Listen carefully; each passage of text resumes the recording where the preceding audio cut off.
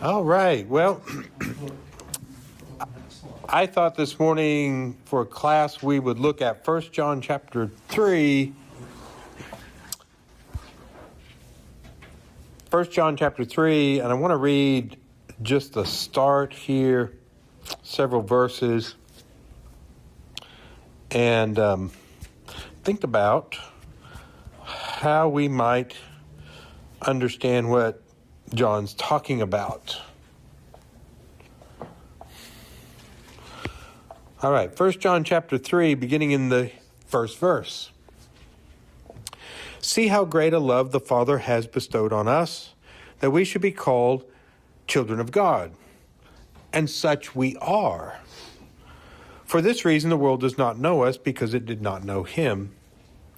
Beloved, now we are children of God, and it has not yet appeared, it has not as yet, let me get it right, at least my translation, and it has not appeared as yet what we will be. We know that when he appears, we will be like him, because we will see him just as he is. And everyone who has this hope fixed on him purifies himself just as he is pure. Okay. What are some things we hear? What do you hear in these three verses? We're kind of doing this just as, what pops out at you. No wrong answers. Just anything grab your attention in those verses? One of the things right from the beginning is I kind of read, we are all children. Well, the way I read it is more, it's all-encompassing as opposed to a select few. And I'm maybe reading into it something that isn't stated, but it appears kind of that way in the way I read it. Yeah. Yeah. Yeah, is he talking about humanity in general? Is he just talking about just the group to whom he's writing? Yeah, we could think about it different ways. What he's saying, is he saying we are, by virtue of being those whom God has created, children of God? He could be. Paul certainly makes that point to the philosophers in Athens. He says, quotes one of their poets and says, "Do not say we are all children of God?"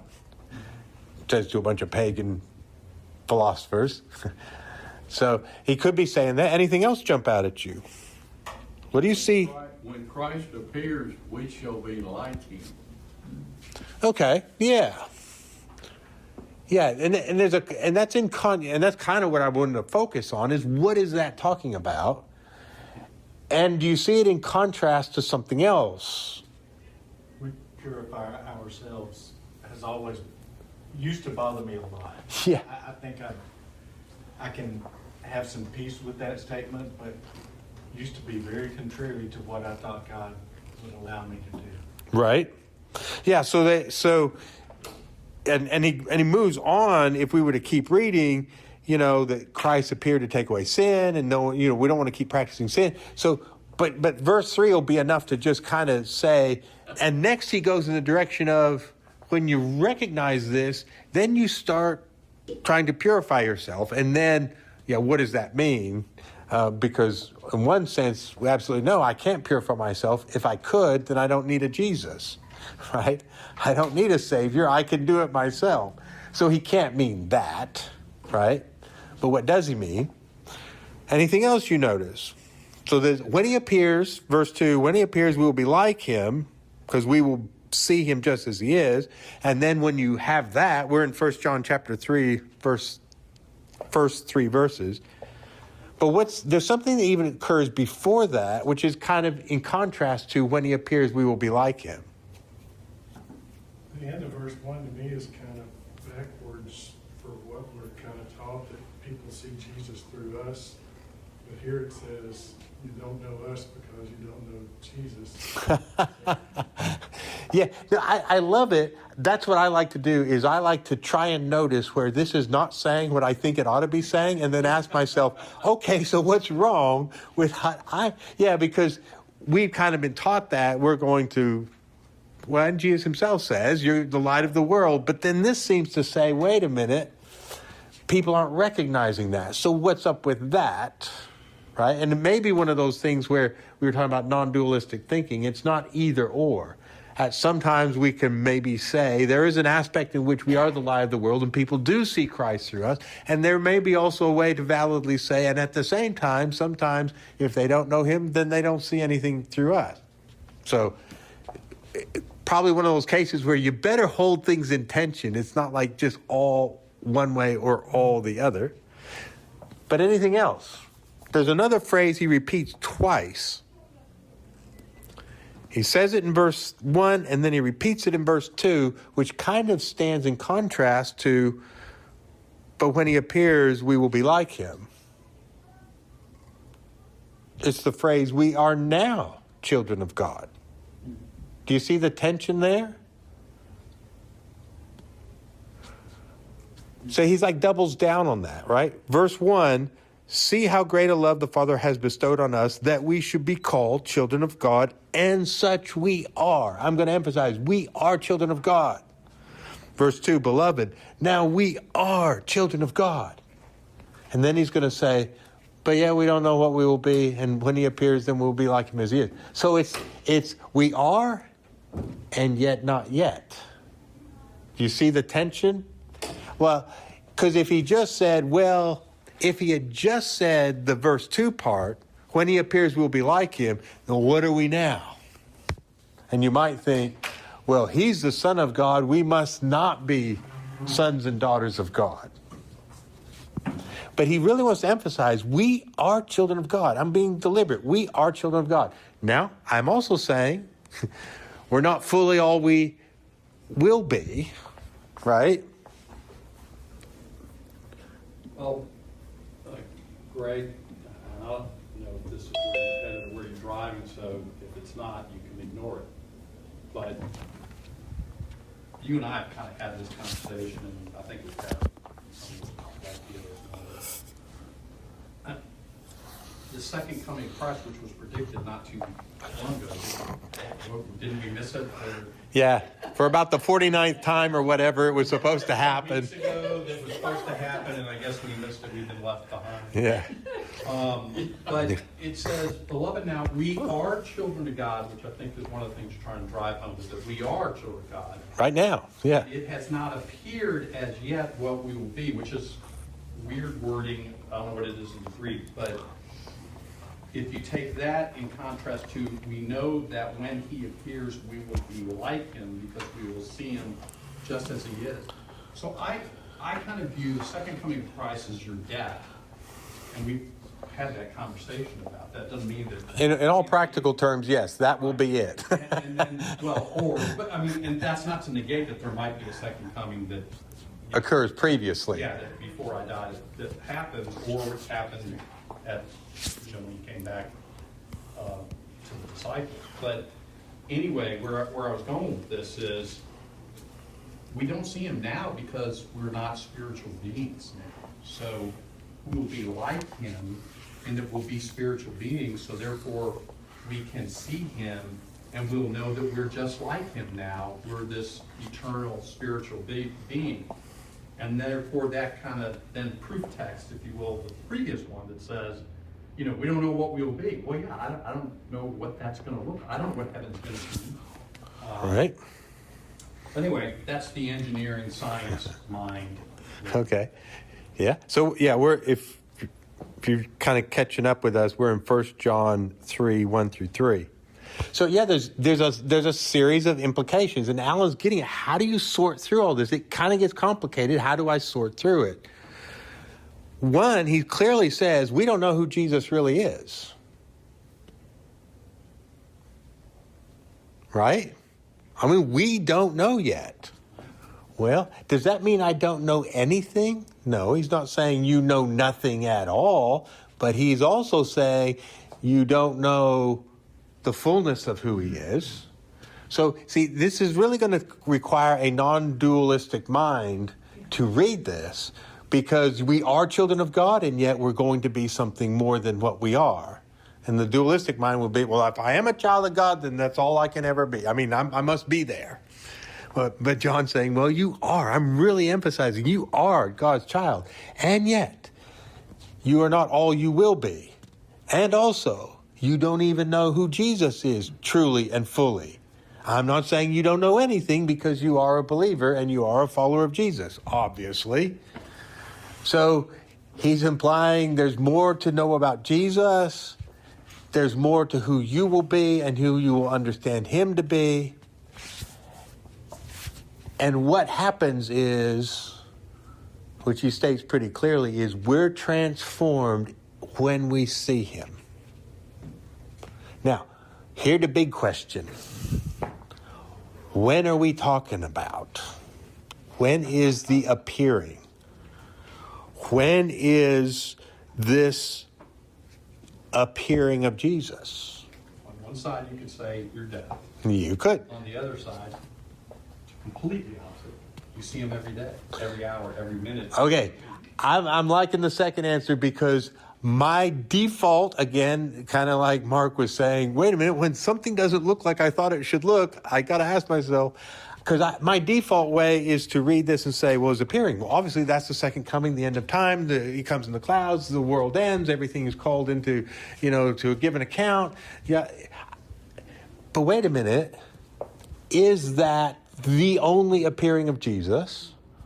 Or could he be talking about something much more constant, kind of a real thing that could be happening, like Alan's saying, every day? And he's saying, any day, any time you get a better glimpse of Jesus, guess what? You become more like him. So what if he's not talking about a final, full, end of time kind of event, but what if he's talking about an ongoing thing? Okay, I'm going to match this up because and maybe the thing is it's both, right? Certainly it's an end time thing, but if I only read it that way, I push it off into some unknown future that may not even happen in my lifetime. But if I say, okay, while it may be that, if I think more immediately that it can be any time I'm witnessing Jesus, or kind of like Zacchaeus, you're seeing Jesus. And it wasn't just that he saw the guy moving through. He saw Jesus when he saw Jesus in Jesus's kindness. Come down, I'm going to your house today. Now, Jim just shared with me, he cheated a little bit during the lesson, during the year, and did some chat GPT, like, because he was curious about when that Jesus said, hurry and come down. You want to tell us a little bit about that? Because I thought that was brilliant.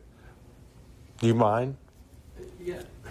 So I looked at when did Jesus say to people to be in a hurry, or in the story or directly. It was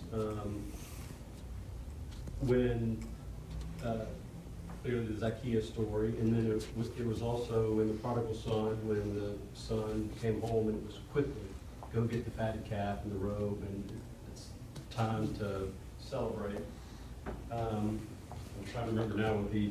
Well, it was the parable of the great banquet. Yes, when he said, when no one was showing up, it was quickly go to the streets and bring people in. Quickly. We got to do this kingdom thing, right? And then the other one was at the cross, and it really wasn't Jesus, but it was when the Marys were there, and the angel said, quickly go tell the disciples that Jesus is not in this tomb. And so it was all about the appearance of God and a time for celebration. Is when it's time to hurry. When you have that invitation that God is present, that's when it's time to hurry. It's not time to hurry if Jesus is preaching and you're wanting to go prepare the meal. Then it's time to sit and be still and take it in. So there's just kind of an emphasis of when he says hurry, it's not when we would be hurried. Yeah, I love the theological overtones that Jim found by just doing a search on that. That language is the kingdom kind of feast, the kingdom moment. Yeah, something momentous is happening. That's when you hurry because it's the banquet of heaven. It's the Invitation's here. Yeah, the invitation. So Zacchaeus, hurry because we're going to your house because this is it. This is the moment. And I thought about looking at this today because am tying it to the Zacchaeus story because Zacchaeus sees Jesus and he's changed. It doesn't see Jesus because he's changed. He sees Jesus and then he's changed. And that's really what John is saying. So I'm really trying to reinforce my point from earlier, right? That we have an encounter with God, and that changes us. And it has to be an encounter with God who God truly is, the God of love and everlasting mercy and the God of kindness and the God of forgiveness. If that's not the God I'm having an encounter with, but some sort of austere, figure that I've been told about, then I'm not going to be transformed in nearly the same way. So I like reading 1 John 3 in the same vein. The appearing of Jesus changes us. And what Alan's saying is that can happen any day where we see it, and we might see it in someone else. Oh, Christ showed up in my neighbor, and I am convicted or astounded or thankful. I'm going to be transformed in that moment. Did you have something? Well, what about when he says, when you do it to the least of these, you do it to me? Aren't you seeing, isn't that a way of seeing? Yes. Okay. Oh, yes. Because the invisible God is only present to us in Christ, who is the image of the invisible God. And Christ remains present to us in the very members of his body, in others, in my neighbor. So you get that God remains incarnate, and God's being incarnate. I can't interact with the invisible God, but I can interact with my brothers and sisters, with my neighbors. That's where I really encounter God. So I've said it this way before, that the order of priority in terms of importance is love God and love your neighbor, but the order of practice is love your neighbor and love God. Does that make sense? Because John is the one who says you cannot love God while hating your brother. In other words, I first have to learn to love my neighbor before I can love God. So the order of priority is, it's God the neighbor. But the order in which it plays out existentially, practically, is I learn to love the people next to me, or I don't love God yet. But when I learn to love the people next to me, guess what? I'm learning to love God because they are God coming to me in flesh and blood, which is the only, anyone can make, affirmations. I love God, the invisible, immortal God. Yeah, right. Okay. But what are you doing? Anyone can make that statement, but how do you treat the people next to you, the least of these? Okay. John David. Do you think to the parable in Matthew 25, they pose the question, when did we see you? When did we see you sick? When did we see you in need? When did we see you? And that's when he responds. Mm-hmm. Do you think that it's okay to emphasize a bias on seeing God in the least of these first? I know neighbor, and neighbor can be anybody. Right. Do you think it's okay to claim that there's a bias in seeing God in the poor first? Yeah, I would say that. I would agree with Old Testament scholars, theologians who say there is a preference towards the poor. Not that God treats them better, but he's more concerned about the people who are really getting crushed. And they're getting crushed in society. And God kind of has this preference of because he keeps saying through his Old Testament prophets, what about the orphans and the widows and the foreigners? He doesn't say, what about the wealthy? They're doing okay. He has a particular concern for those who are powerless, who are struggling. So, and that's exactly what Jesus is channeling in Matthew 25. When you see it in context of Isaiah and Amos and Micah and others who all spoke the same message and said, it is here where you need to be paying attention. Or as what James says, true religion is take care of orphans, and in there, I'm going to mangle the quote of the verse, but Jesus is channeling the Old Testament prophets when he goes in Matthew 25. It's among the least of these that I was present. In other words, I don't tend to see God when I'm looking at Bill Gates. Or at least the God I might be seeing would be a God of wealth and power, the God I want to see. And I'm not saying anything bad about Bill Gates. The point is, when do I really see God? When I see God among those who are nobodies. When I find God there, I'm really finding God. He says you will always have the poor with you. You- will not always have me, Yeah, which is the same thing you're saying. exactly. Yeah, that has nothing to say about economic realities. He's not saying, and I've heard unfortunately Christians say, well, look, Jesus said we'll always have the poor with us, which was their kind of reason of why are you trying to really do anything to mitigate poverty? Jesus kind of said it's a hopeless task. And I'm thinking, this is not a statement about economics. This is a statement about, I won't always be here, but you'll have the poor. You'll have a place to find me. Go look among the poor and you will find me there. That's where I tend to show up most readily. And again, I'm not throughout Bill Gates. I'm not saying he's an awful person. I think he's a pretty good person in a lot of ways. He tries to do good things. I'm not saying he's a bad person. But I kind of get distracted by his wealth and accomplishments, which gives me a skewed idea of God, where if I go to the poor who have no wealth and no accomplishments and no skills and seem to be that's where I see God. Yep. Right? Okay. I think the word neighbor is kind of a poor choice. Because if I just think about my neighbors, well, they're basically a lot like me. Right. But if I see my neighbor as the downtrodden, Right.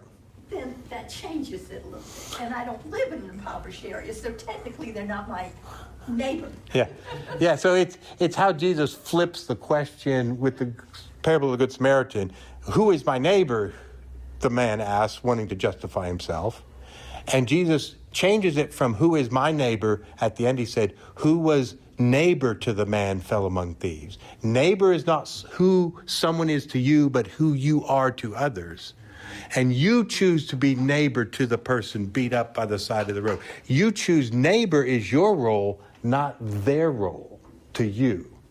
So Jesus flips that, which then says, when I'm told to love my neighbor, who is my neighbor? It's the man who fell among thieves. It's not necessarily, it's the person in need. That I have to see is my neighbor right now. Yeah, it's not the person who lives in a certain proximity to me, but it's the person in need. That person becomes to me my neighbor, whom I must help. The least of these, somebody who needs my assistance. Okay, Jim. So some of this is, we're talking about, seeing God and seeing Jesus. Right. It's kind of and today when you were talking about, the lead up to the Zacchaeus story, and you were talking about all the people, the multitudes were growing, and they didn't maybe want the blind guy because that's then put the army. Yeah. Kind of concept. Yeah. Well, when you said that, I guess maybe it's heretic, but I was thinking, well, then Jesus pulled a bait and switch on. Because he could have told them at any time, hey guys, I am not going to, there's nothing military, you need to understand clearly what I'm about. This is not, what you're thinking is not what I'm, but he didn't do that. Well, he did. He said, when I go, I'm going to get beaten, and they're going to mistreat me, and they're going to kill me. And the third day, I'm going to rise again. I think he was. They were like totally not hearing it. They couldn't hear it because their agenda, I think, was so dear to them. They kind of like, Yeah, well, I mean, one of the Gospels says, well, they didn't dare ask him about it. Like, they heard it, but they didn't know what to make of it, and nobody wanted to ask. It's like, we're so confused by that story. Like, you're going to go die? But go ahead. You probably weren't at the end of your point. I probably jumped in early. I'm not sure I agree. Okay. Because I think he did say it, right? But it Right. was, most of the time when Jesus is saying something to people, they're confused. Right. I mean, I think if you look at most of the instances where Jesus is telling stuff to people, a lot of them are going to be confused by it. What I don't even get completely. And so I'm wondering about the seeing of Jesus, and yet he seems to be not saying it clearly very often.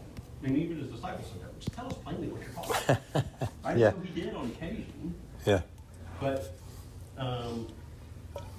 why is it that I think we have to remember that this is a recording of Jesus, that people are repeating what they heard. And if they're only listening for certain things, we don't know what he was really saying that they didn't hear. I mean, that's a possibility. Yeah, I mean, it's a good question to ask and really delve in. When he says, "Blessed are you when you are persecuted, for so they persecuted the prophets who were before you." He's not saying, "Blessed are blessed are the meek." He's not saying, "Blessed are the powerful and those who overthrow the enemy." But I mean, it's a fair question to ask. Did he seem to counteract that idea enough? And I'm open to the idea of, we could say, he never just blatantly said, "Look, guys, I'm not here to kick out the Romans." Of course, he never said he was here to kick out the Romans, which, where did they get the idea was not anything he ever told them. So is it we need to be accepting to you? Maybe that there's something good in not having clarity sometimes? I think it's simpler than that. And I totally understand where you're coming from and agree with it. Yeah. But it's the video that I selected. Come as you are. I just want you to come to me, and I know you're going to be confused. To the point you were making is, who's my neighbor? My neighbor next door comes over and says, "Can I borrow a cup of sugar?" I go, "Sure. You're my neighbor. I don't feel threatened. It's safe. They live right next door to me." And I said this in a lecture class. I'm still struggling with the homeless guy on Interstate 459 and 280 that's panhandling and knocks on my window and says, "I want a cup of sugar." He's not asking for a cup of sugar. He's probably asking for a cup of that looks like sugar, and makes him high. But so I think something's on perspective. It's confusing to us because we don't hear what he's really saying. Well, maybe that's maybe it's a good point. What John's saying here is, we do not yet know him as he is. It's easy for me to think, why didn't the disciples get it? But of course, I'm assuming I get it. And he might say to me, "Greg, why have you still not heard what I said in the Gospels?" And here I am thinking I have, just like it's obvious to me. They thought they got it, totally missed it. I mean, at the Last Supper, have we got some swords? Yeah, we got 2 swords here. What in the world are they carrying swords for, right? It's not like Jesus said, "Hey, I need you guys to take some of that money out of that community bag that Judas is carrying. Let's go buy some weapons." What were fishermen doing carrying swords? I think he's almost given up. It's like, okay, whatever, It's just like, okay, you guys, okay, good, I think he's almost like, I am tired of trying to talk about peacemaking and meekness and salt of the earth. These guys are, of course, he picked a zealot. So, when you pick a zealot, you pick a guerrilla fighter, literally. Zealots were always armed, because if they caught a Roman alone, that Roman was dead. Literally. One of the disciples was a terrorist. Which brings me to the point I wanted to Okay. talk about. We can see what I think this verse is talking about when Thomas pulls back a moist hand from a bloody wound, Right. fresh wound. And he doesn't say, "Oh Lord, my God." He says, "Oh Lord, my God." Yeah. Jesus is manifest at that moment for him, but not before. But when he's manifest to us, we're going to see him as he is, and we can be agape. Right. We can be like that. Okay, so I'm going to have to, time is killing me here, because I really, we might keep going a little bit more next week, because I think I didn't even get into the passage. I want us to look at the passage. I think there's so many clues as to what's going on in this passage, but we'll just take one other verse, and you're getting to it, right? I think everyone's getting on it. When you have that encounter, you have a new vision in that moment, and it moves you a little bit further. Does it move you to the final end? No. I don't think so, or at least not as it's happening incrementally. But when I encounter Jesus, if I really encounter Jesus, I'm not going to leave that moment the same.